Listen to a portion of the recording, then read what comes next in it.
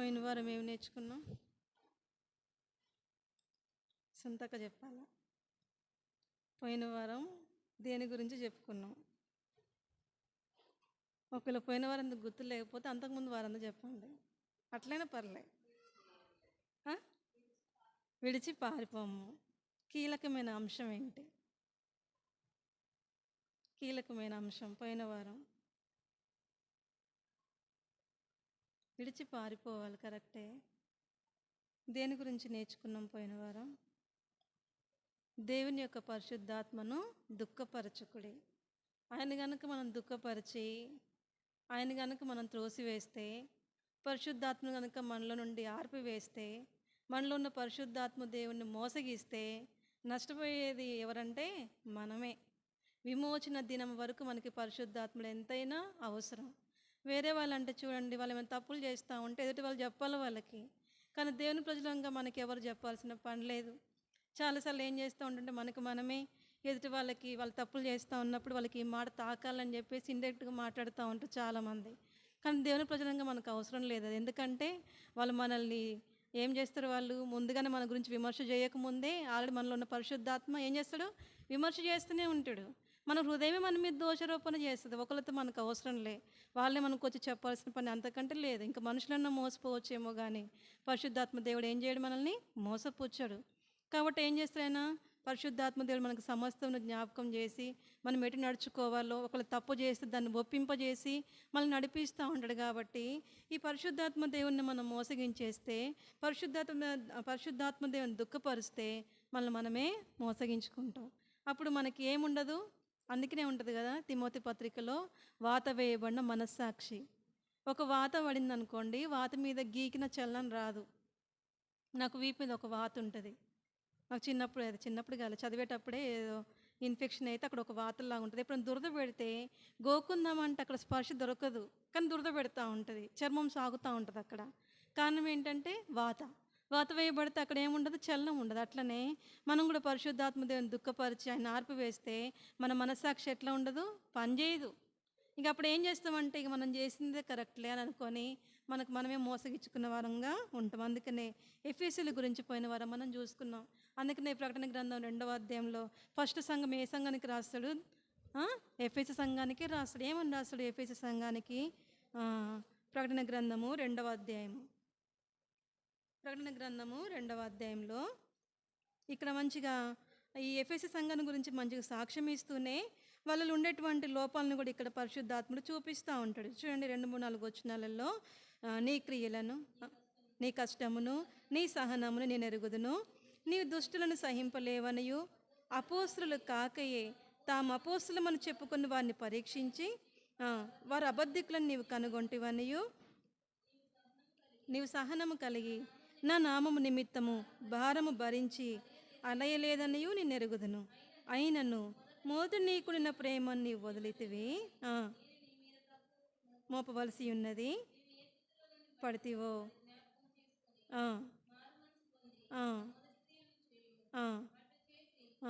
మారు మనసు పొందితేనే సరి, లేని ఎల్లా నిన్ను యొద్దకు వచ్చి నీ దీపస్తంభమును దాని చోట నుండి తీసి. అసలు ఎఫెసీలు ఎవరంటే అన్యజనులు. ఎఫెసీలో ఉన్నటువంటి ప్రజలు ఎవరంటే వాళ్ళు అన్యజనులు. ఎఫెసీ పట్టణస్తుల యొక్క దేవత పేరు ఏంటో మనం పోయిన వారం చూసుకున్నాం. ఏం పేరు ఆ దేవత పేరు?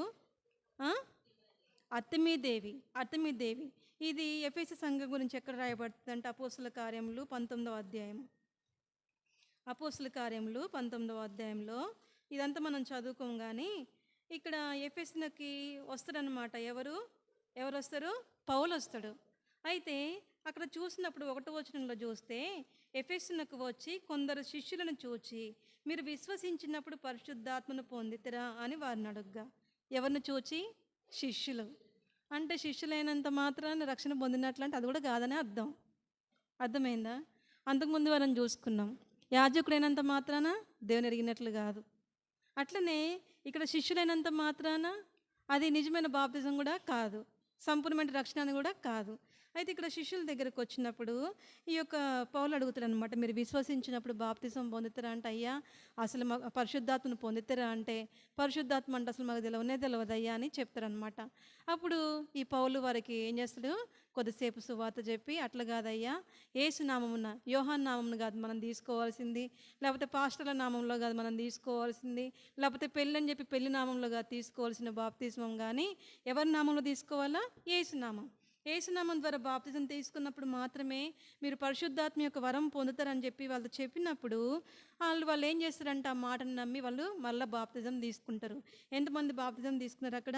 ఇంచుమించు 12 పురుషులు, 12 మంది అక్కడ ప్రవచించడం, భాషలతో మాట్లాడడం స్టార్ట్ చేస్తారు. అయితే అప్పుడు ఆ తర్వాత అక్కడ ఆ సమాజ మందిరంలోనికి వెళ్ళి వాళ్ళతో తర్కించుచు దేవుని గురించినటువంటి సువార్త చెప్తా ఉంటే చాలామంది హృదయాలను కఠినం చేసుకుంటూ ఉంటారు. అయితే అందులో కొంతమంది యూదులు ఏం చేస్తారంటే, ఆల్రెడీ వాళ్ళ యూదులు ఎట్లాంటి వాళ్ళంట చూడండి, ఎక్కడ ఉంటుంది అక్కడ 14 వచనం చూడండి. యూదుడైన స్కెవయను ఒక ప్రధాన యాజకుని కుమారులు 7 అలాగూ చేయుచుండ్రి. ఏమి చేయుచుండిరి?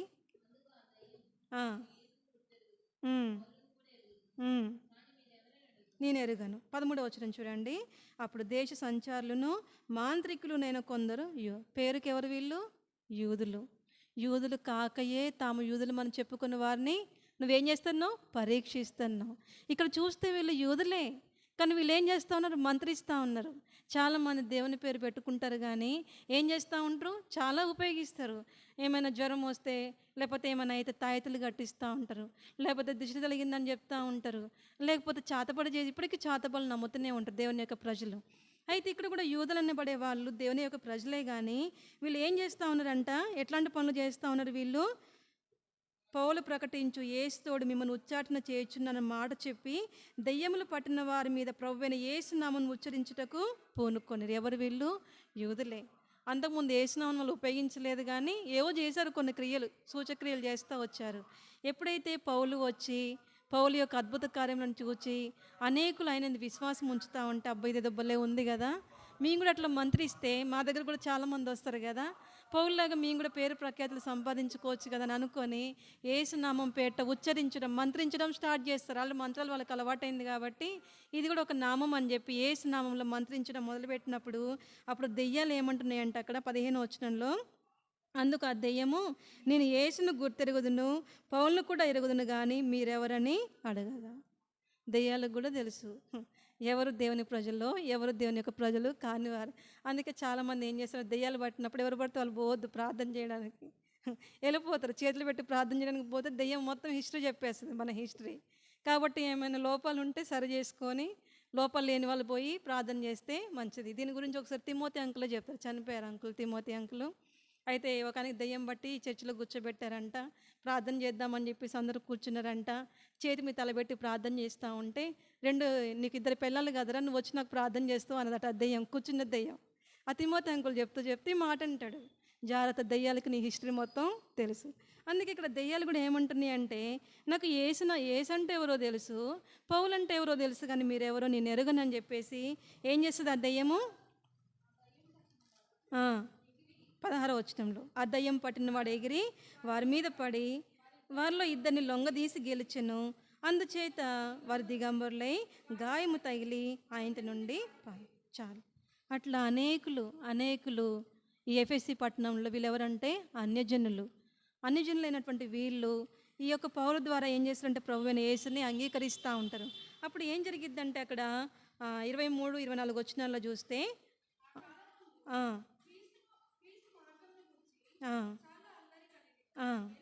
ఎలాగనగా దేమిత్రి అని ఒక కంసాలి అర్తెమీ దేవికి వెండి గుళ్ళను చేయించటం వలన ఆ పని వారికి మిగుల లాభము కలుగజేయుచుండెను. అతడు వారిని అట్టి పని చేయి ఇతరులను గుంపు కూర్చి, అయ్యలారా, ఈ పని వలన మనకు జీవమును బహుబాగుగా జరుగుచున్నదని మీకు బహుబాగుగా. మీకు ఒక ప్రశ్న వేస్తే ఇప్పుడు వచ్చారని నాకు సమాధానం చెప్పండి. 2 ప్రశ్నలు వేస్తా. బైబిల్లో బహుగా ఏడ్చిన స్త్రీ ఎవరు? తెలిస్తే ఇప్పుడే చెప్పండి, తెలియకపోతే వచ్చేవారని చెప్పండి. ఇక్కడ బహుగా వచ్చిందిగా, వెరీ గుడ్. అన్న మొన్ననే విన్నాం, బహుగా ఏడ్చి బహుగా సత్క్రియలు జరిగించిన స్త్రీ. తబిత. దోర్కా అనబడిన తబిత. బహుగా ఏడ్చిన స్త్రీ, బహుగా సత్క్రియలు జరిగించినటువంటి స్త్రీ. ఇక్కడ కూడా చూస్తే వీళ్ళు బాగుగా జరుగుచున్నదని మీకు తెలియను, అయితే చేతులతో చేయబడినవి దేవతలు కావని ఈ పౌలు చెప్పి ఎఫెసులో మాత్రము కాదు, దాదాపు ఆసియా అంతటా బహుజనమును ఒప్పించి త్రిప్పిన సంగతి మీరు చూచియు వినియు నున్నారు. ఇక్కడ దాని కింద ఉంటుంది, మహాదేవి అయిన అర్తమీ దేవి యొక్క గుడి కూడా తృణీకరింపబడి ఆసియా ఎందంతటను భూలోకమందును పూజింపబడుచున్న ఈమె యొక్క గొప్పతనము తొలగిపోవునని భయము తోచుచున్నదని వారితో చెప్పాను. అందుకే కదా ఈ దినాల్లో సువార్త చేస్తూ ఉంటే వాళ్ళ దేవతలు ఎక్కడ తీసివేస్తారేమని చెప్పి హిందువులు ఏం చేస్తూ ఉన్నారు, ఇప్పుడు ఈ మధ్యకాలంలో ఏం చేస్తున్నారు, గొడవలు చేస్తూ ఉన్నారు. మీరు మతంలో దిగడం మాత్రమే కాకుండా వీళ్ళని కూడా దింపుతారా అని చెప్పేసి ఏం చేస్తూ ఉంటారు, భయం వాళ్ళకి ఈ దేవతలను ఎక్కడ త్రోసివేస్తారేమని. అట్లనే ఇక్కడ కూడా ఎవరంటే ఈ దెమేత్రి అనే కంసాలు ఏం చేస్తూ ఉంటే ఇంతవరకు మనకి అతమీ దేవికి మనం గుళ్ళను చేయించడం వల్ల మనకి ఎంతో లాభం కలిగింది. ఇప్పుడు ఈ పౌలు ఎవరో వచ్చి అసలు ఈ దేవుళ్ళు దేవతలే కాదని చెప్తా ఉన్నాడు కాబట్టి మన యొక్క ఇన్కమ్ పోతుందేమో అని చెప్పేసి వాళ్ళు ఇక్కడ ముచ్చట పెడతా ఉంటారు. ఆ దేవి పేరు ఏం పేరు, అర్తమీ దేవి. మహాదేవి అయినా అర్తమీ దేవి. ఎఫెసీ పట్టణం యొక్క దేవత పేరు మహాదేవి అర్తమీదేవి. ఇటువంటి ఎఫెసీ పట్టణానికి పౌలు భక్తుడు వచ్చి వాళ్ళని దేవుళ్ళలోనికి నడిపించి తర్వాత వాళ్ళ కొరకు బాగా ప్రార్థన చేసి వారి యొక్క సంఘం క్షేమాభివృద్ధి పొందడానికి తిమోతిని అక్కడ పెట్టేసి ఎవరు వెళ్తారో పౌలు వెళ్ళిపోతాడు. అందుకే తిమోతి పత్రికలు మీరు చదువుతూ ఉంటే తిమోతికి ఎన్ని హెచ్చరికలు చేస్తాడో తెలుసా పౌలు, అయ్యా తిమోతి జాగ్రత్తగా ఉండు, వివాదాలకి తర్కాలకి దూరంగా ఉండు, ముసలమ్మ ముచ్చట్లకు నువ్వు దూరంగా ఉండు, దైవభక్తి నీకు నువ్వే సాధకం చేసుకో, భక్తి గొప్ప లాభ సాధకమే ఉన్నది కాబట్టి నీకు నువ్వే భక్తి చెయ్యి, సాధన చేసుకో, జీవంగల దేవుని సంఘంలో జనులు ఎట్లా ప్రవర్తించాలో నేర్పించు. తర్వాత సమయం ముందు నువ్వు అపసమయం, ఇది సమయం కాదు అనుకోవడానికి లేదు, ఏ సమయం దొరికితే ఆ సమయంలో హెచ్చరించుట ఏందు, బోధించుట ఏందు, అన్నిటి నువ్వేం చేయి, నిలకడగా ఉండు అని చెప్పి తిమోతికి పత్రికలు రాస్తూ ఉంటాడు. ఇక్కడ తిమోతి కూడా ఎక్కడ ఉంటాడంటే ఎఫెసీ సంఘంలోనే ఉంటాడు. ఆ మధ్యకాలంలో ఒకసారి నేను గంటల ప్రకాష్ గారి కొన్ని షార్ట్స్ వస్తూ ఉంటే విన్నా. మనం పౌలు చాలా ప్రాంతాలకు వెళ్ళి ఎఫెసీలకు రాస్తాడు, తర్వాత మాసిదోనియా వాళ్ళకి రాస్తాడు, అందరికీ రాస్తాడు, అని ఒకరికి రాయడట. ఎవరికి రాయడు పత్రిక, ఒకరికి రాయడు, అందరికీ రాస్తాడు. ఎఫెసీకి రాస్తాడు, ఫిలిప్పికి రాస్తాడు, కొరింథీయులకు రాస్తాడు. ఏ పట్టణంలో సంచరిస్తే ఆ పట్టణ ప్రజలకు లెటర్స్ రాసి పంపిస్తున్నాడే, ఒక్క వారికి రాసి పంపించాడు, ఒక్క ప్రాంతానికే. కారణం ఏంటి? ఏ సంఘస్థులు వాక్యాన్ని బాగా పరిశీలన చేశారు, పరీక్షించారు? బెరయా సంఘస్థులు.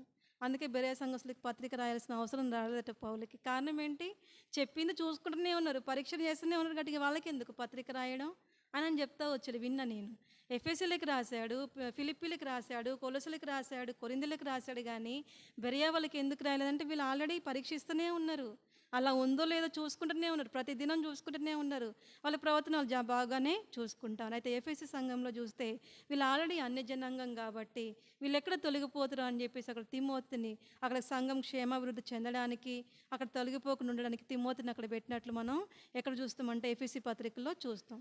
సరే, కాలక్రమంలో ఎఫెసీ ప్రజలు ఏం చేస్తారంటే, ఓకే మేము అర్తమీదేవి మహాదేవిని విడిచిపెట్టేశాము, మేము ప్రభువుని నమ్ముకున్నాం, ప్రభు మార్గంలో చక్కగా ఉంటున్నాం, మేము సహనం కలిగి ప్రవర్తిస్తూ ఉన్నాం, కష్టం చేస్తూ ఉన్నాం, ప్రభు పనిలో ఉంటున్నామని చెప్పి వాళ్ళే చాలా మెచ్చుకుంటూ ఉంటే అక్కడ పౌలు భక్తుడు ఏం చెప్తా ఉంటాడంటే ఎఫెసీ పత్రిక 5వ అధ్యాయం, ఎఫెసీ పత్రిక 5వ అధ్యాయం 15వ వచనం, 5:15. దినములు చెడ్డవి గనుక మీరు సమయమును పోనీయక సద్వినియోగము చేసుకొనుచు అజ్ఞానుల వల్లే కాక జ్ఞానుల వల్లే నడుచుకున్నట్లు జాగ్రత్తగా చూచుకొనుడి. ఇందు నిమిత్తము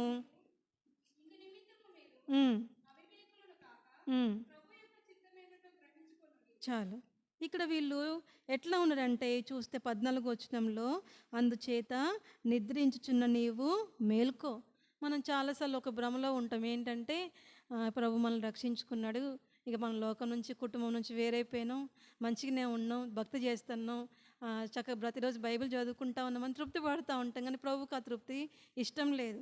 అందుకని ఇక్కడ ఏమని చెప్తా ఉంటాడంటే చూడండి 10వ వచనం, గనుక ప్రభువుకి ఏది ప్రీతికరమైనదో దానిని పరీక్షించుచు వెలుగు సంబంధుల వలె నడుచుకో. ఎక్కడ తాగిపోవడం ప్రభువునికి ఇష్టం లేదు. ప్రభువునికి ప్రీతికరమైనది ఏంటి, ప్రభువునికి ఇష్టమైన కార్యములు ఏంటి, వాటిని నువ్వు పరీక్షించి వెలుగు సంబంధుల వలె దేవుడు ఎట్లాంటి వాడు? దేవుడు వెలుగై ఉన్నాడు కాబట్టి మీరు కూడా ఎట్లా ఉండాలా? వెలుగు సంబంధుల వలె నడుచుకోవాలి. ఇంతటితో మీరు ఆగిపోవద్దు. నిద్రించుచున్న నీవు మేలుకొని లెమ్ము, లేచి నువ్వేం చేయి? దినములు చెడ్డవి కాబట్టి సమయమును పోనివ్వకుండా సద్వినియోగం చేసుకొని అజ్ఞానుల వాళ్ళకి జ్ఞానుల వల్లే నడుచుకోండి. ఎఫెసీయులకు పత్రిక ఎప్పుడో రాశాడు పౌలు భక్తుడు. అప్పట్లోనే దినములు చెడ్డవి కాబట్టి సమయాన్ని పోనీయద్దంట. మరి ఇప్పుడు మనం ఏ దినాల్లో ఉన్నట్లు మరి? అప్పట్లోనే మనం పత్రికలు చదువుతూ ఉంటే ఒక ప్రభు రాకడ సమీపంగా ఉందని చెప్తూ ఉంటాడు. మీరు నిందారహితంగా ఉండాలని చెప్తాడు. ప్రభు యొక్క రాకడను ఎదుర్కోవాలని చెప్తూ ఉంటాడు. ఆ దినాల్లోనే పౌలు చెప్తూ ఉంటే కాలము సంకుచితమై ఉన్నది అని ఉంటుంది బైబిల్లో. వచ్చుచున్నవాడు ఆలస్యం చేయక వచ్చును. హెబ్రీ పత్రిక 10వ అధ్యాయం. కాలం ఎట్లా ఉంది? కొంచెముగానే ఉంది. కొంత సమయమే మిగిలింది పాడుకున్నాం కదా, దానిపైనే ఉంటుంది. వచ్చుచున్నవాడు ఆలస్యం చేయక వచ్చును. ఆ దినాల్లోనే పౌలు భక్తుడు అట్లా చెప్తా ఉంటే ఈ దినాల్లో మనం ఇంకెక్కువ సమీపంగా ఉన్నాం కదా, ప్రభు యొక్క రాకడ దినాల్లో సమీపంగా ఉన్నాం. అయితే ప్రభువు మన మీద కూడా ఒక నేరాన్ని మోపుతా ఉన్నాడు. నువ్వు మారు మనసు పొందు, మొదటి క్రియలు నువ్వు మరలా చేయము. చాలాసార్లు మారు మనసు పొందానండి, రక్షణ పొంద, బాప్తిజం అయిపోయిందంటూ కుదరలే. మారు మనసు కూడా ప్రతిరోజు జరగవలసిన క్రియే అది. నువ్వు ఏ స్థితి నుండి పడుతావో అది జ్ఞాపకం చేసుకో. మొదట ఉండిన ప్రేమ నువ్వు విడిచితివి. మొదట్లో నువ్వు నాతో ఎట్లా సహవాసం చేసావు, అది విడిచిపెట్టేశావు. బాగానే ఉంది, ప్రభు పని చేస్తూనే ఉన్నావు, క్రియలు ఉన్నాయి, సహనం ఉంది. తర్వాత యూదులు కాకయ్య యూదులని చెప్పుకునే వారి యొక్క బోధలు నువ్వు గుర్తెరుగుతున్నావు, ఖండిస్తున్నావు, బాగానే ఉంది. కానీ ప్రభుతో నీకున్న సంబంధాన్ని నువ్వు కోల్పోయావు. మొదటి ప్రేమ, ఆ మొదటి ప్రేమ నువ్వు కోల్పోతివి కాబట్టి ఇప్పటికైనా నువ్వు మారు మనసు పొందు. ఏ స్థితిలో నుండి పడుతువో ఆ స్థితిని నువ్వు జ్ఞాపకం చేసుకో అని చెప్పి ఇక్కడ పౌలు భక్తుడు చెప్తా ఉంటాడు ఎఫెసీ పట్టణస్థులకు. ఇది మనకి పోయిన వారం జరిగినటువంటి సంగతి. ఈ వారానికి వస్తే చూడండి, ఆదికాండము. ఇది కూడా సంఘ ప్రార్థన రోజు చెప్తా ఉంటే నాకు ఒక మాట స్ట్రైక్ అయింది అక్కడ. ఆదికాండము 19వ అధ్యాయం. 19వ అధ్యాయం అనగానే మనకు ఒక వ్యక్తి గుర్తు రావాలా? ఎవరైనా? లోతు. 19 అనగానే లోతు రావాలా, 18 అనగానే అబ్రహాం రావాలా. ఎమ్మటికి గుర్తుండిపోవాలి, అధ్యాయాలే. వచనాలు ఎట్లా గుర్తుపెట్టుకోలేము, కానీ ఒక అధ్యాయం పేరు గుర్తుపెట్టుకుంటే కూలంకషంగా దాంట్లో వస్తేనే ఒక ఐడియా ఉంటుంది. 18 అనగానే అబ్రహాము గుడారంలో కూర్చుంటాడు ఎండవేళలో. 19 అనగానే సాయంకాలం వేళ లోతు ఎక్కడ కూర్చుంటాడు? గవిని దగ్గర కూర్చుంటాడు. అక్కడికి వచ్చింది దేవదూతలే, ఇక్కడికి వచ్చింది కూడా దేవదూతలే. సరే, ఇక్కడ 19వ అధ్యాయము, ఆదికాండము 19వ అధ్యాయము 1 నుంచి 4 వచనాలు మార్చి చదువుకుందాం. ఆదికాండం 19వ అధ్యాయం 1 నుంచి 4 వచనాలు మార్చి చదువుకుందాం. ఆ సాయంకాలం మందు ఆ ఇద్దరు దేవదూతలు సొదొమ చేరినప్పటికీ లోతు సొదొమ గవిని యొద్ద కూర్చుండి ఉండెను. లోతు వారిని చూచి వారిని ఎదుర్కొంటకు లేచి సాష్టాంగ నమస్కారము చేసి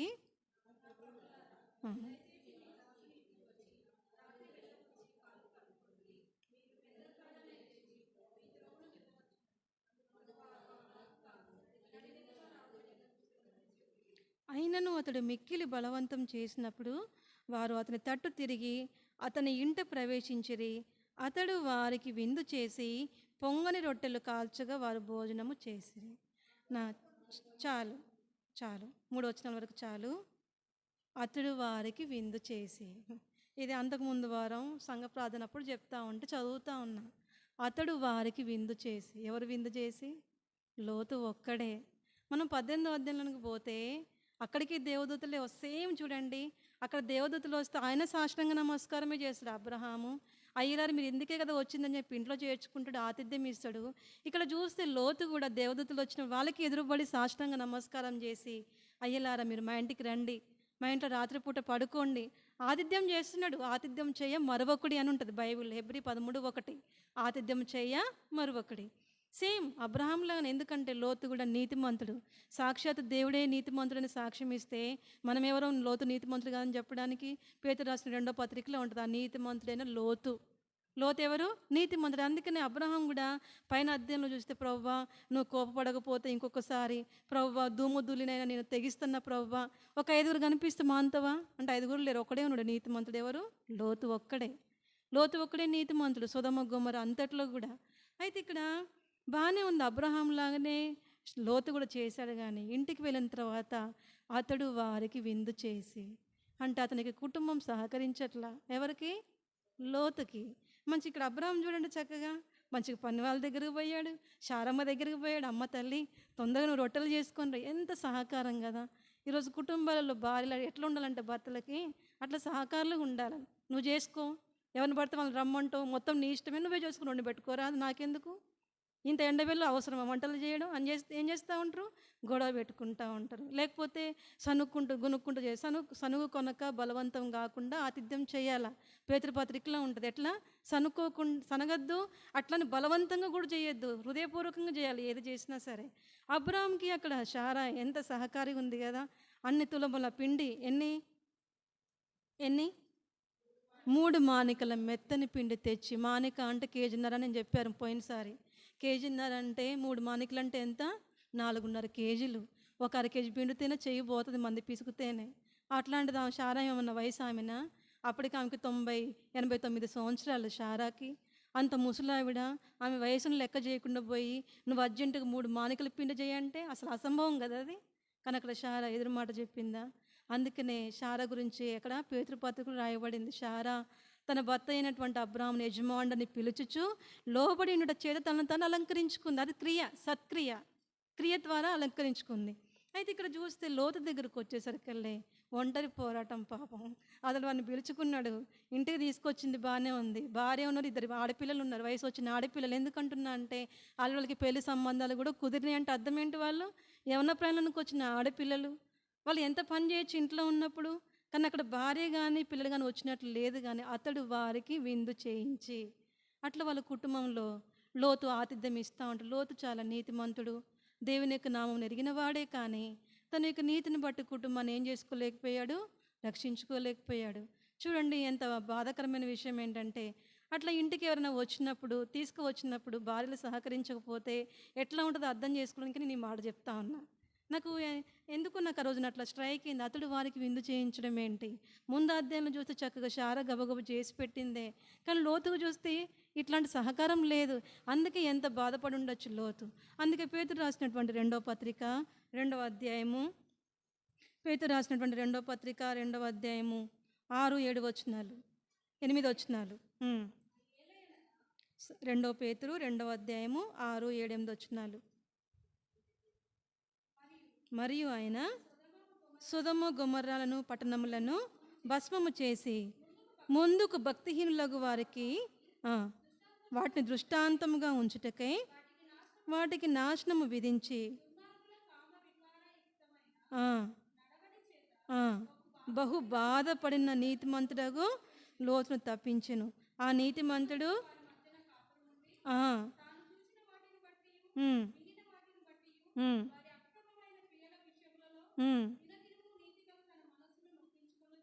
చాలా ఇది అతని యొక్క పరిస్థితి. చూస్తే సొదొమ గొమొర్రా ప్రజలు ఎట్లా ఉన్నారంటే వాళ్ళు బహు దుర్మార్గులు. మనం ఎక్కడ చూస్తామంటే చూడండి, అసలు లోతు ఎందుకు సొదొమ గొమొర్రాకి రావాల్సి వచ్చింది. ఆదికాండం 13వ అధ్యాయం.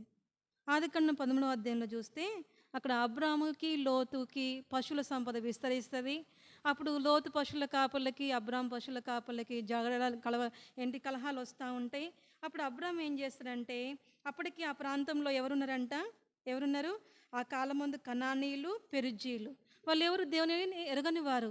దేవుని ఎరగని వారి మధ్య మనం ఇట్లా గొడవలు పెట్టుకుంటూ పోతే దేవుని నామానికి అవమానం కలిగిద్దని చెప్పేసి అబ్రాహాం ఏం చేస్తాడంటే ఒక ప్రాంతానికి తీసుకుపోయి దేశమంతా చూపించి, నీ ఇష్టం, నువ్వేదైనా కోరుకో, నువ్వు కోరుకున్న తర్వాత మిగిలిందే నేను కోరుకున్నా అన్నప్పుడు అప్పుడు ఈ సొదొమ గొమొర్రా ప్రాంతాన్ని చూస్తుడు లోతు. చూడ్డానికంట అది ఎట్లా ఉంది, 10వ వచనం.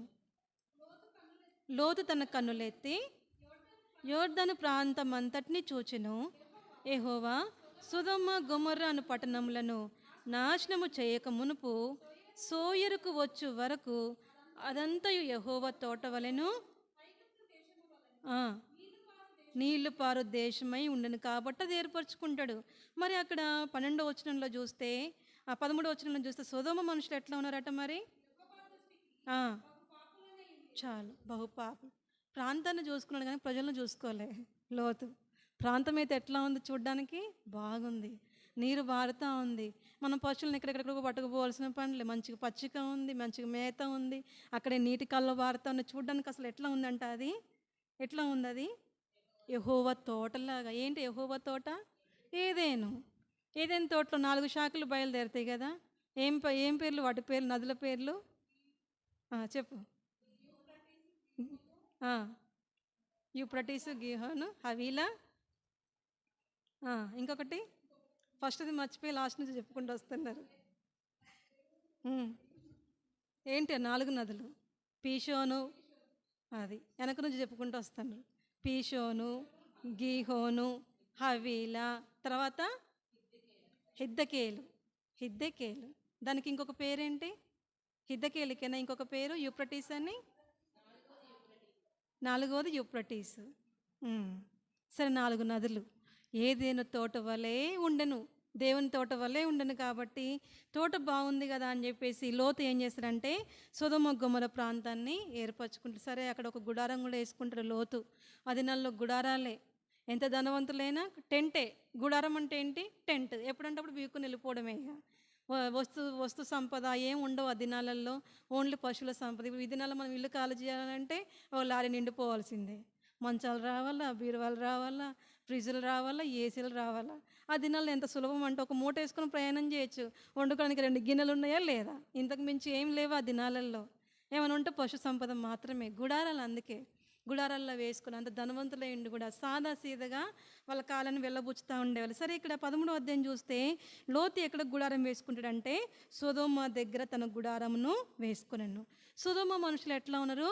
దుష్టులను, ఇంకా యెహోవా దృష్టికి బహు పాపులై ఉన్నారు. అందుకే బహు బాధపడ్డాడు ఆయన. బహు బాధపడిన లోతను నిందా చదువుకున్నాం పేతురు రాసిన 2వ పత్రికలో. అక్కడ ఉండే ప్రజలు ఎట్లా ఉన్నారంటే బహుపాపులు. అందుకే అంత బాగా బాధపడ్డాడు. వాళ్ళ యొక్క నడవడిక, వాళ్ళ యొక్క చేష్టలు, వాళ్ళ యొక్క మాటలు విని విని విని విసిగిపోయి ఎట్లా ఉన్న లోతు దినము తన నీతిగల మనసుని నొప్పించుకుంటూ వచ్చాడు. ఇక ప్రాంతంలో ఇరుక్కున్నాడు, బయటికి రాలేకపోయాడు. ఎవరు? లోతు. అట్లా లోతు సొదొమలో తన గుడారం వేసుకున్న తర్వాత మనం 19వ అధ్యాయంలో చూస్తే అబ్రాముకి లోతుకి చాలా వ్యత్యాసాలు కనిపిస్తాయి. ఒక్క అధ్యాయంలోనే కనిపిస్తాయి. మనం ఎక్కడికెక్కడికో పోయి మనం ధ్యానం చేయాల్సిన అవసరం లేదు. నాకు తెలిసినంత వరకు కొన్ని విషయాలు అబ్రాముకిను లోతుకును ఉన్న వ్యత్యాసాలు నేను చూపిస్తాను. అందుకనే అబ్రాము విశ్వాసులు తండ్రి, లోతు ఒక నీతిమంతుడిగానే మిగిలిపోయాడు. లోతు గురించి మళ్ళీ ఇంకెక్కడ రాదు. లూకా సువార్తలో ఉంటుంది. ఏమని? లోతు దినములలో జరిగినట్లు ప్రజలు ఏం చేస్తూ ఉంటారట? తినుచు త్రాగుచు విల్లులు కట్టుకుంటూ నోహో కాలం లాగానే లోతు కాలం ఉంటుందని ఉంటుంది లూకా సువార్తలో. మళ్ళా పేతురు పత్రికలో ఉంటుంది బహు బాధపడిన నీతిమంతుడగు లోతు. ఆ నీతిమంతుడని ఉంటుంది. ఇంకెక్కడ కనబడదు. కానీ వీళ్ళ పేరు చూడండి, అబ్రహాం శారా పేరు ఎన్నిసార్లు వస్తుందో బైబిల్లో. చెప్తారు ఎక్కడెక్కడ వస్తుందో. అబ్రహాము శారా పేరు, ఇద్దరు పేర్లు. హెబ్రీ పత్రిక 11వ అధ్యాయంలో వస్తుంది. ఇంకా రోమపత్రిక 4వ అధ్యాయంలో వస్తుంది.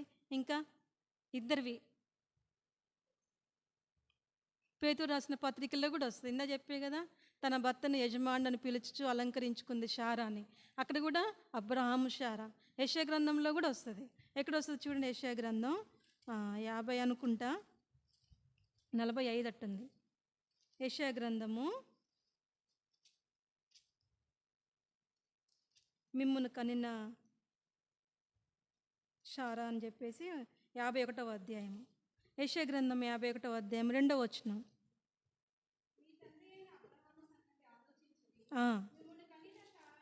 చాలు. తండ్రి అయిన అబ్రహాము, తర్వాత మిమ్మును కనిన శారా. ఇదొక పేరు. అందుకే వాళ్ళు ఎంతో ఆశీర్వదించబడినటువంటి ఫ్యామిలీ వాళ్ళది. అయితే ఇక్కడ సరే లోతు దగ్గరికి వస్తే లోతు ఎక్కడ పతనం అయిపోయాడు అనేది మనం ఇక్కడ చూస్తాం. చూడండి, ఆదికాండము 19వ అధ్యాయం. ఆదికాండం 19వ అధ్యాయము బాగానే ఉంది. దేవదూతల్ని చేర్చుకుంటాడు. దేవదూతలు వచ్చే సమయంలో సాయంకాలం వేళ లోతు ఎక్కడ కూర్చున్నాడట? గవిని దగ్గర ఎవరు కూర్చుంటారు? గవిని దగ్గర ఊరు పెద్దలు కూర్చుంటారు. గవిని దగ్గర ఎవరు కూర్చుంటారు? పెద్దలు కూర్చొని తీర్పులు తీరుస్తూ ఉంటారు. అంతే కదా, అవునా కదా? గవిని దగ్గర ఎవరు కూర్చుంటారు? ఊరు పెద్దలు కూర్చుంటారు. మంచిగా అంటే నాకు తెలిసి ఆ ఊరు పెద్దగా వచ్చేవారు లోతు. మంచిగా గవిని దగ్గర సాయంకాలం వేళ చక్కగా కూర్చొని ఉన్నప్పుడు ఆ సమయంలోనే దేవదూతలు వస్తారు. దేవదూతల్ని తన ఇంటికి ఆహ్వానించి వాళ్ళకి మంచిగా విందు చేసి పొంగని రొట్టెలు కాల్చినప్పుడు వాళ్ళు భోజనం చేస్తారు. చేసిన తర్వాత వారు పండుకొనక ముందు ఆ పట్టణస్తులు అనగా సొదొమ మనుషులు వస్తారు. బాలురు మొదలుకొని వృద్ధుల వరకు వస్తారు. వచ్చి తలుపులు పగలగొడతా ఉంటారు. ఎవరు మీ ఇంటికి వచ్చిన మనుషులు బయటకు పంపించు, మేము వాళ్ళతో కలిసి పాపం చేయాలి. అందుకే బహు దుర్మార్గులను ఇచ్చిండు బైబిల్లో. మేము వాళ్ళతో కలిసి పాపం చేయాలన్నప్పుడు లోతు ఒక్కడే బయటకు వచ్చి, అయ్యలారా వాళ్ళు నా ఇంటి నీడకు వచ్చారయ్యా, మీరు ఇంత పాతకం పట్టుకోకండి, ఇంత తప్పు చేయకండి మీరు అని చెప్పి వాడిని బ్రతిమలాడుతూ ఉంటే ఈ దేవదూతలు ఏం చేస్తూ ఉంటారు? లోపల నుంచి లోతు యొక్క చేపట్టుకుని గట్టిగా లోపలికి లాగేసి గడిపెట్టేసుకుంటారు లోతుని లోపలికి పిలిచి. తర్వాత వాళ్ళు చెప్తారు కదా, తెల్లవారేసరికల్లే మనం త్వరపడి ఎక్కడికి వెళ్ళిపోవాలా, అర్జెంటుగా ఈ సొదొమ గొమొర్రాలు మనం విడిచిపెట్టి వెళ్ళిపోవాలా, ఎందుకంటే ఈ ప్రాంతాన్ని మేము నాశనం చేయడానికే వచ్చినామని చెప్తారు దేవదూతలు, స్పష్టంగా చెప్తారు. ఎవరితో? లోతుతో. ఈ పట్టణాన్ని మేము నాశనం చేయడానికి వచ్చినాం కాబట్టి తెల్లవారుగానే మనం ఏం చేయాలి, ఈ ప్రాంతం నుంచి బయటికి వెళ్ళిపోవాలి. ఈ ఊర్లో నీకు సంబంధించిన వాళ్ళు ఎవరైతే ఉన్నారో నువ్వు వాళ్ళని ఏం చేసుకో, సమకూర్చుకో. అందుకనే హిజ్కియా కూడా, యెషయా వస్తాడు హిజ్కియా దగ్గరికి, నువ్వు మరణం వచ్చున్నావు, నీ ఇంటి నువ్వు చక్కబెట్టుకో. ఇంటిని, హృదయమే కావచ్చు, కుటుంబస్తులనే కావచ్చు, వాళ్ళని నువ్వేం చేసుకో, క్రమపరుచుకో, చక్కబెట్టుకో అని చెప్తా ఉన్నాడు. అట్లనే ఇక్కడ కూడా దేవదూతలు లోతు దగ్గరకు వచ్చి, నీకు సంబంధించిన నీ జనులు ఎవరైతే ఉన్నారో వాళ్ళందరినీ పిలిపించుకో, అందరం కలిసి బయటికి వెళ్ళిపోదాం అన్నప్పుడు ఇక్కడ లోతు ఏం చేస్తారంట పాపం, 14వ వచనం, లోతు బయటకు వెళ్ళి తన కుమార్తెలను పెండ్లాడనై ఉన్న తన అల్లులతో మాట్లాడి, లేండి, ఈ చోటు విడిచిపెట్టి రండి, యెహోవా ఈ పట్టణమును నాశనము చేయవచ్చున్నాడని చెప్పాను. అయితే అతడు తన అల్లుల దృష్టికి లోతు ఆ ప్రాంతంలో ఉన్నాడు. ప్రజలు చూస్తే పాపులు, దుర్మార్గులు. మరి ఆ ప్రాంతంలో అల్లులను ఎందుకు ఎత్తుక్కోవాలో లోతు కదా, నీతిమంతుడు, రోజు నీతిగల మనసును నొప్పించుకుంటూనే ఉన్నాడు. వారి యొక్క కామ వికారయుక్తమైనటువంటి చేష్టలు చూసి తట్టుకోలేకపోతాను. అట్లాంటప్పుడు ఆ ఊరి ప్రజలను ఎందుకు పెళ్లి చేయాలా? లోతు కుమార్తెలను పెండ్లాడినై ఉన్న అల్లుళ్ళట, వాళ్ళ దగ్గర కూడా పోయిండట. ఇప్పుడు ఆ లోతుకి అబ్రాహాంకి ఎక్కడ వ్యత్యాసం చూస్తామంటే చూడండి, ఆదికాండం 24వ అధ్యాయము, ఆదికాండం 24వ అధ్యాయము 3వ వచనం, 24:3, నేను ఎవరి మధ్య కాపురం ఉన్నానో ఆ కనానీయుల కుమార్తెలలో ఒక దానిని నా కుమారునికి పెండ్లి చేయక నా స్వదేశమందున్న నా బంధువుల యొద్దకు వెళ్ళి ఇస్సాకును నా కుమారునికి భార్యను తెచ్చినట్లు ఆకాశం యొక్క దేవుడును భూమి యొక్క దేవుడునైన యెహోవా తోడని నీ చేత ప్రమాణం. ఇక్కడ అబ్రాహాం ఏమంటుంది, కనానీయులు ఎవరు? వాళ్ళు కూడా ఎవరు? విగ్రహారాధికులు వాళ్ళు.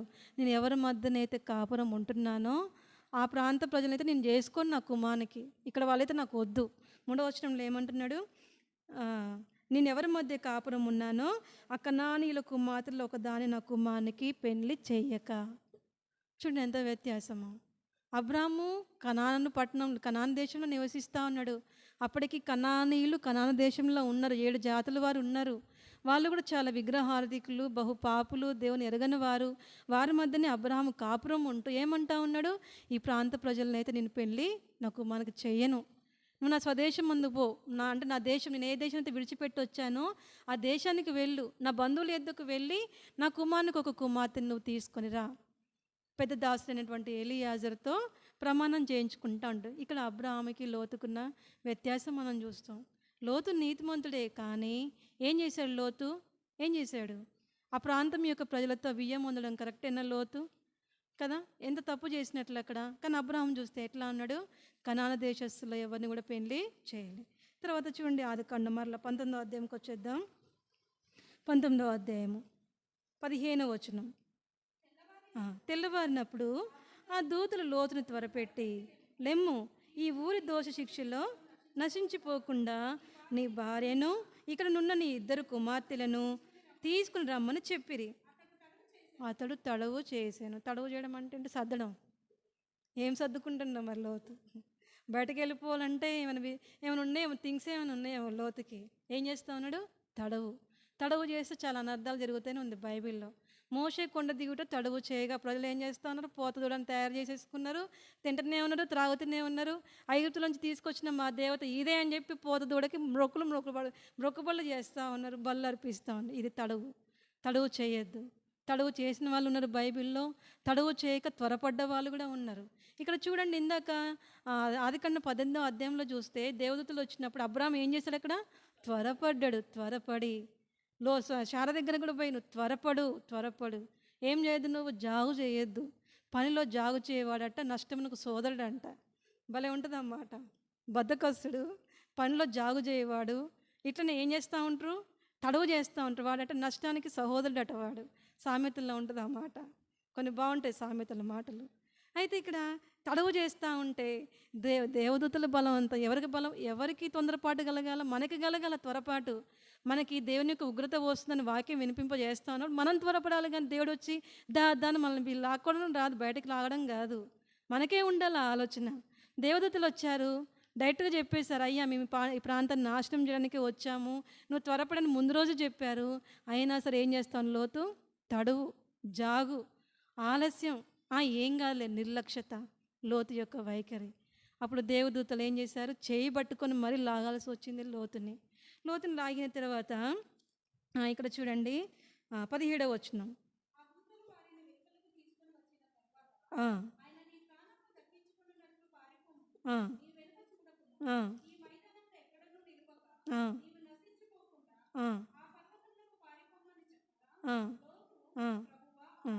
చాలు. ఇక్కడ కూడా మనం లోతు యొక్క పతనాన్ని చూస్తాం. ఇక్కడ ఏం చేస్తారంటే దేవదూతలు ఏం చేస్తూ ఉంటారంటే భార్య చేతిని పట్టుకొని, కుమార్తెల చేతులు పట్టుకొని, లోతు చేయి పట్టుకొని అంత బలవంతంగా లాక్కొస్తూ ఉన్నారు. లాక్కొచ్చి ఏం చెప్తా ఉంటుంటే, అయ్యా నువ్వు మళ్ళీ వెనకకి చూడకయ్యా, నాగటి మీద చేయబెట్టి వెనకగా చూసేవాడు నాకు పాత్రుడు కాదు. ఒకసారి దేవుళ్ళలోనికి వచ్చి నేను ఇంకా వెనకకే పోతా అంటే కుదరదు, వెనకకి వెళ్ళకూడదు. నో టర్నింగ్ బ్యాక్ అని ఉంటుంది ఒక పాట, నో టర్నింగ్ బ్యాక్ అని ఒక పాట ఉంటుంది. వెనకకి వెళ్ళిపోవడానికి దేవుడు మనల్ని పిలుచుకోవాలి. లూకాసు వార్తలో ఉంటుంది, నాగటి మీద చేయబెట్టి 9వ అధ్యాయం చివరి వచనం, నాగటి మీద చేయబెట్టి వెనుకకు తీయవాడు నాకు పాత్రుడు కాదు. అట్లనే లోతు కూడా నీతిమంతుడే కదా, అందుకని నువ్వు వెనుకకు చూడొద్దని చెప్పేసి అక్కడ వార్నింగ్ ఇస్తూ ఉంటుంది. చూడండి లూకాసు వార్త, నాగటి మీద చేయబెట్టి దేవుని రాజ్యమునకు పాత్రుడు కాడని వానితో వెనుక తట్టు చూడవద్దు. అందుకని ఇక్కడ దేవదూతలు కూడా ఏం చెప్తా ఉన్నారంటే లోతుతో, అయ్యా నువ్వు వెనకకి చూడకుండా ఈ మైదానం అంతటి నువ్వు దాటుకొనగో, ఒక పర్వతం కనిపిస్తూ ఉంది కదా, అక్కడ తప్పించుకొని పో. పర్వతం కనిపిస్తుంది కదా, కనిపిస్తుంది అక్కడ, కనిపించే ప్రాంతానికి తప్పించుకొని పో అంటే లోతు, వద్దు ప్రభువా అలా కాదు అంటే అర్థం ఏంటి, ప్రభు యొక్క చిత్తాన్ని ఎదిరించడం, ప్రభు చెప్పిన మాటకి అవిధేయత చూపించడం. అదే మాట ఆదికాండం 12వ అధ్యాయంలోనికి పోతే ఏమంటాడు దేవుడు అబ్రహాంతో, నీవు లే, నీ బంధువుల నుండి, నీ స్వదేశంలో ఉన్న జనుల నుండి నేను చూపించే దేశం అని చెప్తాడు, కానీ పలానా ప్లేస్ అని కూడా చెప్పాడు అబ్రహాంకి, నేను చూపించే దేశానికి నువ్వు పో. ఇక్కడ చూస్తే పర్వతం చూపించి అక్కడ తప్పించుకొని పోవయ్యా నాయన అంటే లోతు ఏమంటా ఉన్నాడు, అలా కాదు ప్రభువా, అలా కాదు, అక్కడ దాకా నేను పోలేను ప్రభువా. ఇగో ఇక్కడే సోయర్ అనేది, సోయర్ ఎట్లా చిన్నదంట అది, అక్కడ సోయర్ ఉంది కదా, అక్కడ దాకా తప్పి. నిజంగా దేవుడు ఎంత కరుణా సంపన్నుడు అంటే, మనం ఆయన చిత్తానికి అవిధేయత చూపిస్తా ఉన్నా సరే, దేవునికి ఎదురు ప్రశ్నలు వేస్తూ ఉన్నా సరే, దేవునికి ఎంత బాధ అయినా సరే మళ్ళీ మనకు సహాయం చేస్తూనే ఉంటాడు ప్రభు. సోయరుకు తప్పించుకునేదాకా నువ్వు నన్ను కాపాడవా అంటే దేవుడు ఏం చేశాడంటే లోతు మీద చూడండి, ఇదే 19వ అధ్యాయము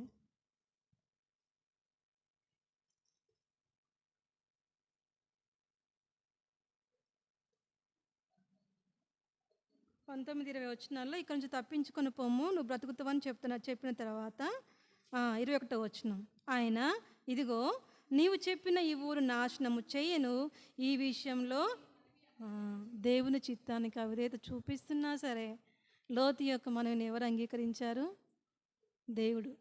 నిజంగా దేవుడు చూపించిన స్థలానికి పోతే భయంకరమైనటువంటి మోయాబీలు అమ్మోనిలు వచ్చేటోళ్ళు కాదు లోకంలోనికి. అంతే, మనం చాలాసార్లు దేవుని చిత్తమును జరిగించకుండా మనకి కావాల్సినవే ప్రభు దగ్గర బలవంతంగా అడిగి లాక్కుంటాం. ఎంతకాలము సంతోషం ఉండదు, కొద్ది కాలమే ఉంటుంది. పర్యవసానం తర్వాత చాలాసార్లు బాధపడాలరే అనవసరంగా నేను దేవుని చిత్తాన్ని ఎదిరించానా ఏంటి. ఆ మధ్యలో మా అక్క అన్నది ఒకసారి, నేను బలవంతంగా ఏదో దేవుని దగ్గర నుంచి జాబ్ లాక్కున్నట్టే ఉంది నా పరిస్థితి అన్నది. ఒకప్పుడు బాగా జాబ్ కావాలని కోరుకుంది, బాగా ప్రార్థన చేసుకుంది, దేవుడి కనికరం దేవుని చిత్తం అవునో కాదు తెలియదు కానీ బాగా ప్రార్థన చేసుకుంది, బాగా ఏడ్చింది, బాగా ఉపవాసం ఉంది, ప్రార్థన చేసుకుంది, చదివింది, దేవుడి కనికరం చూపించి జాబ్ వచ్చింది. ఇప్పుడు జాబ్ చేసుకుంటే అంటది కదా, ఇది దేవుని చిత్తం కాదేమో, నేనే బలవంతంగా దేవుని అడగబట్టి దేవుడు నాకు ఇచ్చాడేమో అంటే ఎట్లా ఉంటుంది పరిస్థితి. అంటే మనకి కోరుకునే వచ్చినప్పుడు తాత్కాలికంగా సంతోషం వస్తుంది కానీ ఫ్యూచర్లో తెలుస్తుంది దేవుని చిత్తమా కాదా.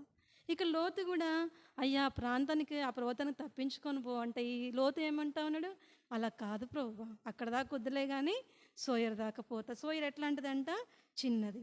అట్లా చేసినా సరే దేవుడు ఏం చేశాడంట, ఆయన యొక్క లోతు యొక్క మనవిని ఆలకించి ఏం చేశాడంట, ఆ, చేరు వరకు నేనేమీ చేయలేను నేను. ఆ, ఆ, తర్వాత కింద ఉమ్, ఉమ్, ఉమ్, ఉమ్, ఉమ్, ఉమ్, కురిపించి ఆ, ఆ, ఆ, ఆ, అయితే లోతు భార్య అతని వెనక నుండి తిరిగి చూచి ఉప్పు స్తంభమాయెను. వెనుకకు తిరిగి చూస్తే నాకు పాత్రుడు కాదని ప్రభు ముందే చెప్పాడు. అక్కడ దేవదూతలు హెచ్చరించారా లేదా? అయితే ఇక్కడ ఏం చేసింది లోతు యొక్క భార్య? వెనుక తట్టు చూడడం. వెనుకకు చూడడం అనేది దేన్ని చూపిస్తూ ఉంటుంది మనకి ఆత్మీయ జీవితంలో? ఆ? పతనాన్ని చూపిస్తుంది. వెనక తట్టు చూడడం అంటే లోకాన్ని చూడడమే కావచ్చు, లేకపోతే లోకంలో ఉన్నటువంటి ఆశల వైపు చూడడమే కావచ్చు, లేకపోతే లోకంలో ఉన్నటువంటి బంధువుల వైపు చూడడమే కావచ్చు. ఇవన్నీ ఏమంటారు? వీటిని వెనుకకి చూడడం. లోతు భార్యకి ఇష్టం లేదు సొదొమ గొమొర్రా నుంచి రావడం. ఎందుకు? సొదొమలో చాలా ఎంజాయ్మెంట్ ఉంటుంది. ఎందుకని? వాళ్ళు ఎట్లా ఉన్నారంటే ఇందాక చెప్పుకున్నాం కదా, లూకాసు వార్త 17వ అధ్యాయం. లూకాసు వార్త 17వ అధ్యాయము 28వ వచనం. 28, 29. ఉమ్, ఉమ్, ఉమ్, ఉమ్, ఉమ్, చాలు. జనులు తినొచ్చు త్రాగొచ్చు అంటే అర్థం ఏంటి? ఒక రకంగా చెప్పాలంటే ఎంజాయ్మెంట్. బాగా మ్యాక్సిమం ఎంజాయ్మెంట్ని బాగా కోరుకుంటూ ఉంటారు దేవుని ప్రజలైనా సరే. అందుకనే ఇర్మియా భక్తుడు ఒక మాట ఉంటాడు చూడండి. ఇర్మియా గ్రంథం 15వ అధ్యాయం అనుకుంటా. ఉత్సహించు వాని సమూహంలో నేను లేను. 15వ అధ్యాయము 17వ వచనం. సంతోషించు వారి సమూహంలో నేను కూర్చుండలేదు, నేను ఉల్లసింపలేదు. కడుపు మంటతో నీవు నన్ను నింపి ఉన్నావు గనుక నీ హస్తమును బట్టి ఏకాకినై కూర్చుంటిని. సంతోషించే సమూహంతో కూర్చోలేడు ఇర్మియా. ఇర్మియా ఎవరి మధ్య ఉన్నాడు? దేవుని యొక్క ప్రజల మధ్యలో ఉన్నాడు. కానీ దేవుని యొక్క ప్రజలు ఎట్లా ఉన్నారంట? ఎట్లా ఉన్నారు? సంతోషించేవారిగా, ఉల్లసించేవారిగా, వారి క్రియలను బట్టి సంతోషించేవారిగా, దేవునికి చోటు ఇవ్వలేని వారిగా ఉన్నప్పుడు వారి మధ్యలో ఉంటున్న ఇర్మియా ఎట్లా ఉన్నాడు? వాళ్ళతో కలుసుకోలే. ఎట్లా ఉండంట? ఒంటరిగా కూర్చున్నా. నేను ఉల్లసింపలేదు. కడుపు మంటతో నీవు నన్ను నింపి ఉన్నావు గనుక నీ హస్తమును బట్టి నేను ఏకాకినై కూర్చుంటుని. లోతు యొక్క పతనం చూస్తే సాక్షాత్తు పరిశుద్ధాత్మ దేవుడే లోతు నీతిమంతుడు అని చెప్పిన నీతిమంతుని యొక్క క్వాలిటీస్ మనం చూసాం. నీతిమంతుడే. మరి అంత నీతిమంతుడైనప్పుడు ఆ సొదొమ ప్రాంతంలో ఉండే ప్రజలు అంత దుర్మార్గులని తెలిసి కూడా ఎందుకు ఆయన అల్లులని ముందుగానే ఎందుకు ఆయన అల్లులు అంటే ఎట్లా చెప్పొచ్చు దాన్ని? అంటే చాలామంది ముందే ఎంగేజ్ చేసుకోవడం దాన్ని ఎంగేజ్మెంట్ పెండ్లాడినై ఉన్నటువంటి అల్లుళ్ళని ఎందుకు ఆ లోకంలో వాళ్ళని ఎందుకు తీసుకోవాలా? అబ్రహాం దగ్గర పెరిగిన వాడే కదా లోతు. తన పినతండ్రి కదా అబ్రహాం యొక్క జీవితాన్ని చూచిన వాడే కదా. అబ్రహాం వైఖరి ఎట్లా ఉంది? లోతు యొక్క వైఖరి ఎట్లా ఉంది? ప్లేస్కి పోయాడు, బాగానే ఉంది. ప్రజల మధ్య నివసిస్తా ఉన్నాడు, బాగానే ఉంది. తన యొక్క నీతి గల మనసును నొప్పించుకుంటున్నాడు, బాగానే ఉంది. తన యొక్క నీతిని పోగొట్టుకోలే. వాళ్ళ మధ్యలో ఉన్నా సరే నీతిని పోగొట్టుకోలే లోతు. అక్కడ లోతు ఏం పాపం చేసినట్లు లేదు. కానీ సహవాసం లేని కారణాన్ని బట్టి లోతుకి ఏం లేదు? సహవాసం. ఒంటరిగా కూర్చున్న వాడికిను సహవాసంలో ఉన్నవానికి అదే తేడా. లోతు ఏకాకి, ఒంటరి, కుటుంబస్తులు కూడా ఆయనకు సహకారులు కాదు. అందుకని లోతు తన నీతిని బట్టి తన స్వతహాగా నీతిమంతుడైనా సరే కొన్నిసార్లు ఏం చేయాల్సి వచ్చింది? తప్పిదాలు చేయాల్సి వచ్చింది. ఆ ఊరి ప్రజలతో రాజీపడవలసి వచ్చింది. భార్య పిల్లల యొక్క ఆలోచనలతో ఏకీభవించవలసి వచ్చింది. అదే సహవాసం ఉంటే లోతుకి దేవునితో సహవాసం కూడా లేదు. లోతుకి సొదొమలో లోతుకి సహవాసం కూడా లేదు. లేని పరిస్థితులలో ఇట్లనే ఉంటుంది. ఫ్యామిలీలు ఎట్లా ఉంటాయి? ఇట్లనే సహవాసం లేకపోతే ఇదే పరిస్థితి. కానీ అబ్రహాం చూస్తే ఎంత చక్కగా ఉన్నాడు. దేవుడు చూపించిన దేశానికి విశ్వాసంతో పోయాడు అబ్రహాం. తర్వాత ఎవరి మధ్య అయితే కాపురం ఉన్నాడో వాళ్ళ ప్రజలతో బియ్యం లేదు అబ్రహాం. తర్వాత తన ఇంటికి దేవదూతలు వచ్చినప్పుడు కుటుంబంతో తనకి పరిచయం చేయగలిగాడు అబ్రహాం. కానీ లోతు దగ్గరికి వచ్చేసరికల్లే ఒంటరిగా పరిచయం చేయడం ఎంత బాధ అంటే అంత బాధ. ఒంటరిగా పరిచయం చేయడం అనేది మామూలు విషయం కాదు. సరే పరిచర్య చేస్తారు, బాగానే ఉంది. పక్క నుంచి ఏమిటి సూటిపోటు మాటలు అంటూ ఉంటారు. సరే బయటలో ప్రక్కకు పెడితే కుటుంబంలో సహకరించిన స్త్రీలు కానీ పురుషులు కానీ ఏం చేస్తూ ఉంటారు? సూటిపోటు మాటలు మాట్లాడుతూ ఉంటారు. ఇప్పుడు అవసరం పోవడం? ఇప్పుడు ఎండవేళలో పోకపోతే ఏమవుతుంది? ఇప్పుడు నువ్వు వెళ్ళి వాక్యం చెప్పకపోతే ఏమవుతుంది? నువ్వు వాక్యం చెప్పి ఏమన్నా మార్చేది ఉందా ఏమన్నా? ఏంటి ఇవన్నీ?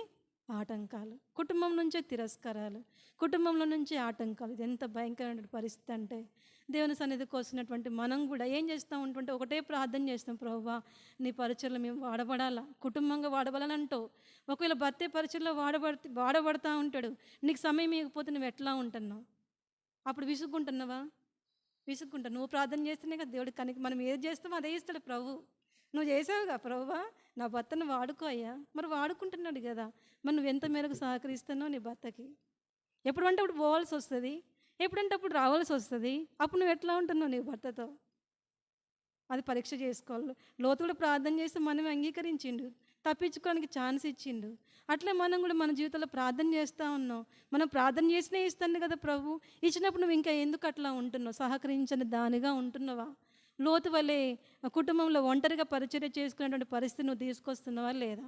ఇది మన జీవితంలో మనం గమనించుకోవాల్సిన అవసరము ఎంతైనా ఉంది. నిజంగా లోతు యొక్క పరిస్థితి మనం ఊహించాలే కానీ ఎంత బాధాకరము. ఒంటరిగా నీతిమంతుడిగా ఉంటూ కుటుంబం నుంచి సహకారం లేదు, బయట నుంచి సహకారం లేదు, అట్లనే దేవుని యొక్క ప్రజల మధ్య ఉన్నటువంటి సంఘం లేదు, సహవాసం లేదు. ఎట్లా ఉన్నాడు అసలు లోతు? నాకు తెలిసి ఒక నిస్సారమైన బ్రతుకుని బ్రతికుండొచ్చు లోతు. జీవం లేని బ్రతుకు అది. జీవం లేకుండా జీవించి ఉండవచ్చును. కాబట్టి లోతుకి అబ్రాహాం యొక్క వ్యత్యాసం మనం చూస్తూ ఉన్నాం. ఈ దినాల్లో దేవుని మందిరాలకు వస్తున్నటువంటి మనం లోతు నుంచి నేర్చుకోవాల్సిన ఒక విషయం ఒకటే, ఇది నాకు ఇదే బాధ కలిగించింది. లోతు వారికి విందు చేయించి కుటుంబస్తులు ఏమైపోయారు? కుటుంబం లోతుకి సహకరించలేదా? ఎంత బాధ అనిపించిందంటే ఆ వాక్యం చదువుతూ ఉంటే. ఒకవేళ మనం కూడా దేవుని మందిరానికి వస్తూ మనం కూడా కుటుంబాలలో సహకరించే స్త్రీలుగా ఉండకపోతే నిజంగా అది మనం ఊహించుకోవాలి. లోతు పరిస్థితి అయిపోతుంది భర్తల యొక్క పరిస్థితి కూడా. సరే ఈ దినాల్లో మనకు సంఘం ఉంది, సహవాసం ఉంది, ఇంట్లో వాళ్ళు మనకు సహకరించకపోయినా సంఘంలో ప్రజల మధ్య కూర్చున్నప్పుడు అదొకలాంటి ఆదరణ, నెమ్మది, సమానం ఉంది. కరెక్టే, బాగానే ఉంది, కాదనట్లే. కానీ మనం కూడా వస్తున్నామే మందిరానికి, మనం కూడా వాక్యం వింటూనే ఉన్నాం కదా. ఎన్ని వాక్యాలు వినట్లే, వారాల తరబడి వాక్యాలు వింటున్నాం, నోటెడ్ చేసుకుంటా ఉన్నాం. ఎన్ని మాటలు వస్తూ ఉంటాయి నోటికి. మరి పాటించేది ఎప్పుడు? పాటించేది ఎప్పుడు? లోతులాగా ప్రభువా నేను అది చేయలేను కానీ ప్రభువా నాకు ఇది ఇస్తే చాలే. ప్రభు మనకి ఎంతో ఉన్నతమైనవి ఇవ్వాలని ఆశపడతా ఉంటే మనం ఏం చేస్తూ ఉంటాం?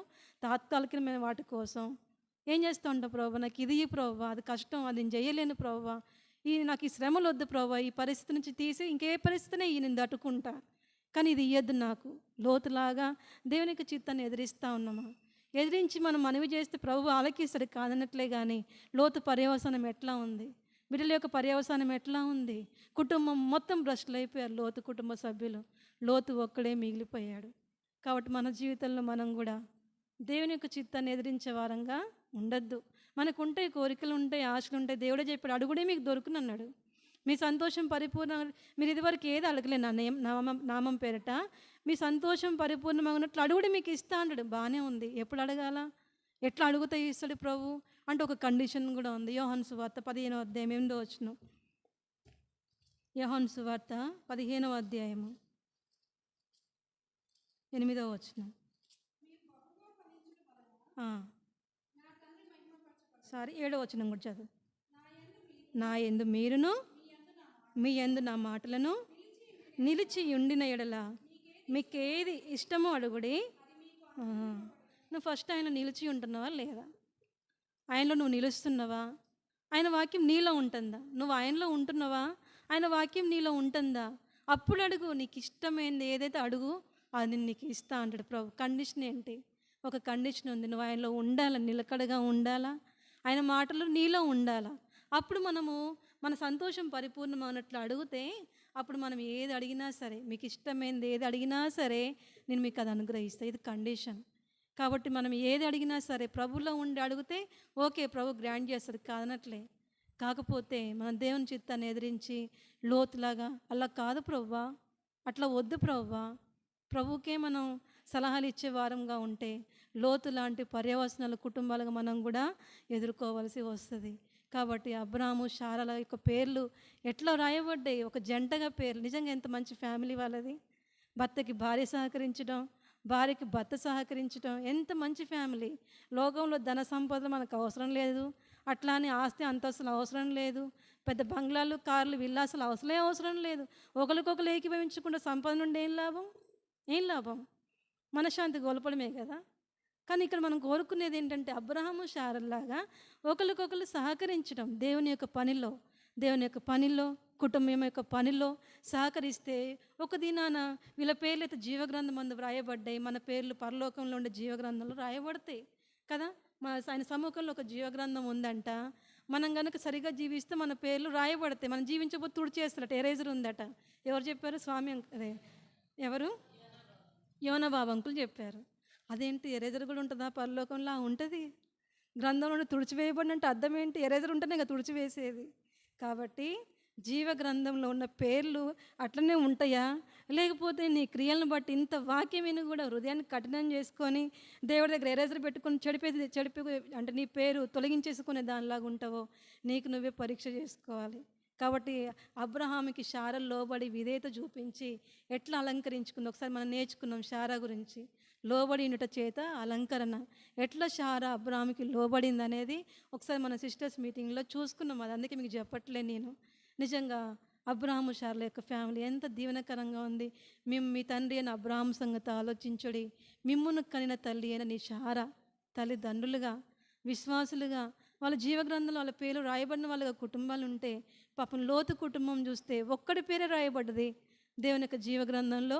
లోతు యొక్క పేరు మాత్రమే మిగిలిపోయింది, కానీ కుటుంబ సభ్యుల యొక్క పేర్లు రాయబడలే. కాబట్టి లోతు కుటుంబంలో భార్య వలె, లోతు కుటుంబంలో ఉన్న పిల్లల వల్ల మనం అస్సలు ఉండకూడదని నేను చెప్తా ఉన్నా. ఆ దినాల్లో సొదొమ ప్రజలు దుర్మార్గులే. ఈ దినాల్లో మాత్రం అంత మంచిగా ఉన్నారా ప్రజలు? దుర్మార్గత పెరిగిపోవట్లేదా? ఎక్కడ చూసినా పాపము లేదా? పిల్లలు బయటకు వెళ్తే సేఫ్టీ ఉంటుందన్న గ్యారంటీ కూడా లేదు. ఇంటికి ఎట్లా వస్తారో అన్న గ్యారంటీ కూడా లేదు. ఎంత అంటే క్షేమం లేని సమయాల్లో మనం ఉంటున్నాం. ఎంతో పరిస్థితులు ఎట్లా భయంకరంగా ఉన్నాయి, దినములు చెడ్డవి. కాబట్టి మనం ఏం చేయాలా? సమయాన్ని పోనీయక సద్వినియోగం చేసుకుంటూ జ్ఞానుల వల్ల మనం నడుచుకొని ఎవరిలాగా లోతు వలె కాకుండా ఎవరిలాగా అబ్రహాము వలె దేవునికి విధేయత చూపించే వారంగా, దేవుని యొక్క చిత్తమును గ్రహించే వారంగా, బిడ్డల విషయంలో దేవుని యొక్క ప్రణాళికలో ఉన్న వారి కొరకే మొన్న ఎవరో ప్రార్థన చేస్తూ ఉన్నారు.